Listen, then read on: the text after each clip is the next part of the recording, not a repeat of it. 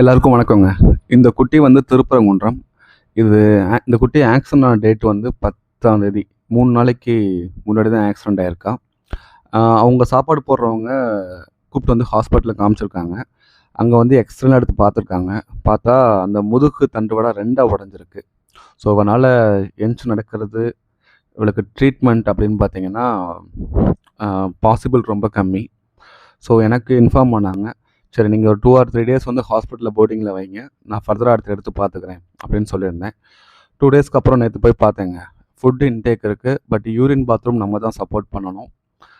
அது மாதிரி அ தெரியுங்க லைஃப் வந்து ரொம்ப கம்மி தான். பட் வந்து நம்ம இந்த பிள்ளைங்களுக்கு மிராக்கிள் நடக்கிறதுக்கு வாய்ப்பு இருக்குங்க. ஸோ அந்த பாசிபிள் வே இருக்கும்போது நம்ம சான்ஸ் குடுத்து பார்க்கணும்ல. ஸோ அதனால நான் கொண்டு வந்துட்டேங்க வீட்டுக்கு. ஸோ இப்போ என்னுடைய வீட்ல தான் இருக்கான். ஃபுட்டு இதெல்லாம் வந்து ப்ராப்ளம் இல்ல. ஸோ இவனுக்கு ட்ரீட்மெண்ட்டுன்னு பார்த்தீங்கன்னா, போன் ஒரு 21 டேஸில வந்து ஜாயிண்ட் ஆகும். அது எந்த மாரி ஜாயிண்ட் ஆகுங்கிறது நம்ம சொல்ல முடியாது. பட் அதுக்கு தேவையான ஃபுட்டும் இதெல்லாம் குடுத்து பார்த்து முயற்சி பண்ணி பார்ப்போம்.